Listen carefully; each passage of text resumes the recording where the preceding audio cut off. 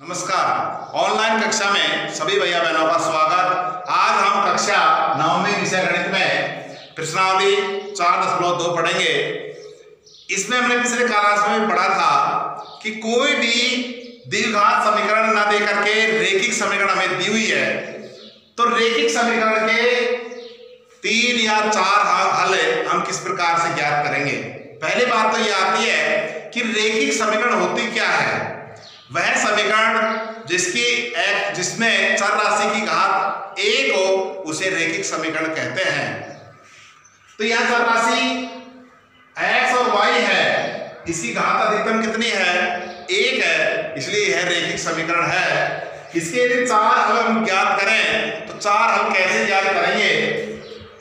तो यहाँ हम y के या x का मान रखेंगे और रख करके x का मान रखें तो y का मान प्राप्त हो जाएगा और y का मान रखेंगे तो x का मान प्राप्त हो जाएगा। वो हमारे हल कहलाएंगे। जैसे यहाँ y बराबर 0 रखा तो x बराबर 4 गुणा 0, y के स्थान पर 0 रख दिया। 4 को 0 से गुणा किया, 0 आ गया। ये एक हल हो गया। y का मान रखा और x का मान हमें प्राप्त हो गया, वह कहलाएगा रैखिक समीकरण का हल। दूसरा हल ज्ञात करने के लिए y बराबर कोई दूसरा मान रख लीजिए। यहाँ मान लो 1 रखा तो x का मान कितना होगा? ये x बराबर 4 और y के स्थान पर रख रहा हूं 1। x बराबर 4 एकम 4, y का मान 1 रखने पर x का मान 4 प्राप्त हो गया। यह रैखिक समीकरण का दूसरा हल है। तीसरा हल ज्ञात करने के लिए y का कोई सा भी मान रख लीजिए। मान लो 3 रखा तो x का मान कैसे ज्ञात होगा? x बराबर 4, y के स्थान पर 3 रख रहे हैं अपन 3 या x बराबर 4 गुणा 3, 4 दिया 12। ये रैखिक समीकरण का तीसरा हल प्राप्त हो गया। ऐसे ही हमें x का या y का मान ऋणात्मक भी रख सकते हैं। मान लो ऋणात्मक हमने 2 रखा तो x का जो मान प्राप्त होगा वो इसका हल कहलाएगा। y के स्थान पर -2 रख दीजिए। x बराबर 4 गुणा y के स्थान पर -2, 4 दूनी 8। ये चौथा हल प्राप्त हो गया। इन चारों हलों को एक छोटी सी सारणी के रूप में लिखना है।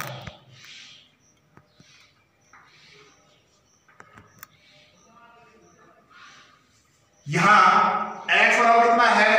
0 और y बराबर 0। ये पहला हुआ। दूसरा x बराबर 4 और y बराबर 1। तीसरा x बराबर 12 और y बराबर 3। तीसरा x बराबर -8 और y बराबर -2।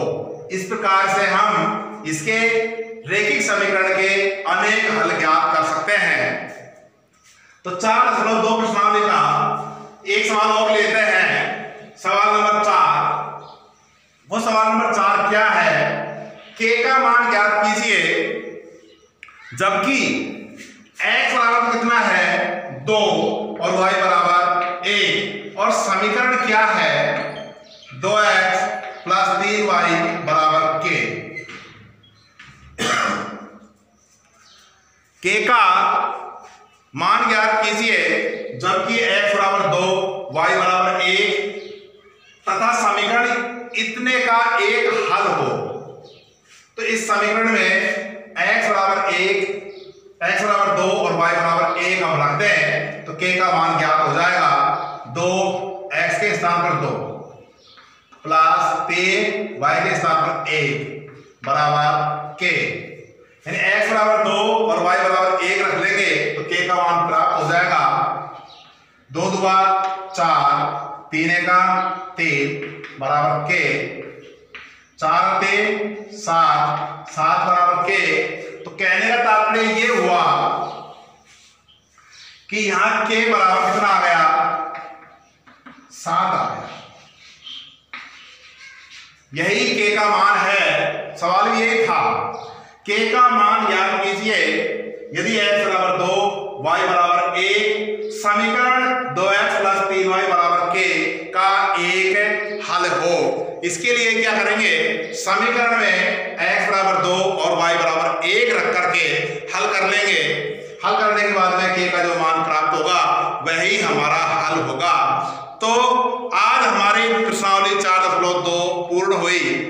अगले कालांश में हम जो हमने 4 हल भी ज्ञात किए थे, उन चारों हलों को ग्राफ पेपर पर किस प्रकार से दर्शाएंगे, यानी आलेख किस प्रकार से खींचेंगे, इसके लिए अगले कालांश में हम इसका अध्ययन करेंगे।